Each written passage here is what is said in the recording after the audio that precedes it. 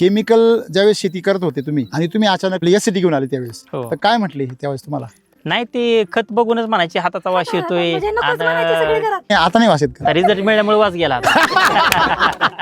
हेच उत्तर मला ऐकायचं होतं. सगळे बडबड करायचे यांना. काहीतरी आणता काहीतरी टाकायला लावता तुम्ही काही पण सांगतात घरात पूर्ण यांना टॉर्चर. तुम्हाला फक्त आधार व्हिडिओचा.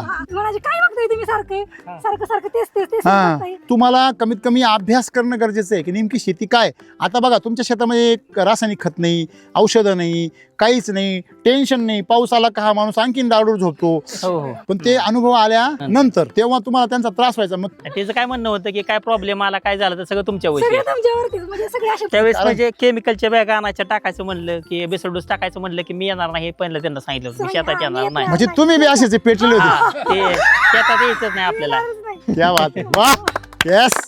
10 वर्ष माणूस टिकलाय. कसा टिकला असेल म्हणजे सुरुवातीच्या काळामध्ये 3-4 वर्ष किती संघर्ष केला सक्सेस मिळेपर्यंत. का करायला लावलेला संघर्ष? काय सगळे मित्र कंपनी वातावरण सगळं केमिकलचं त्यांच्या बरोबर त्यांच्या सिनियरिटीनुसार. त्यामुळे ते गेले की त्या वातावरणात मी सांगितलं कितीतरी शेवटी लोक मी केमिकल टाकायला येणार नाही, फवारा मारायला येणार नाही मी सांगितलंच होतं. चाला एकदम एक नंबर. असेच माणसं पाहिजे मला.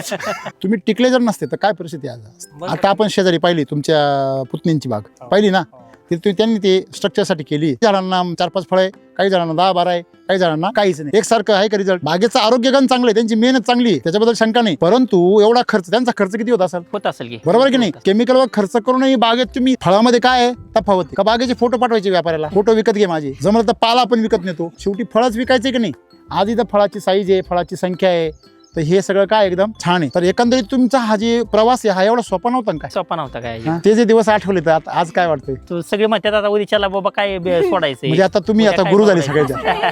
नियोजन असतं बघतात म्हणजे हे बघतात सासू. हा मी सगळे सांगते पण हे करायचं ते करायचं कारभारी होऊन गेले आता. पण अगोदर किती दिवस केअर आवड आहे हा आवड. अगोदर किती दिवस केअर भरला ना तेव्हा कारभारी झाली. म्हणजे सगळ्यांचा विरोध पत्करला. म्हणजे तुम्ही जर योग्य मार्गावर असाल तर तुम्हाला सगळेच विरोध करतात. हे लक्षात ठेवा. तुमच्या घरात जर प्रगती होणार असेल तर अधोगतीला जाणारे सगळे माणसं तुम्हाला काय करतात? मागे खेचतात.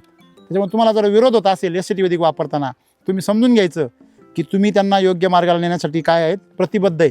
ठाम निर्णय घेतला पाहिजे. आता वापरायचं म्हटल्यावर भले तुम्ही 100 झाडांना वापरा, 10 झाडांना वापरा, पण त्याच्याविषयी काय राहा एकदम ठाम राहा. जसे ते तुम्हाला विरोध करतात असं तुम्ही त्यांना विरोध करा. केमिकल जसं यांनी केला तो. सलाम आहे पण तुमच्या ह्या जिद्दीला आणि चिकाटीला का हो.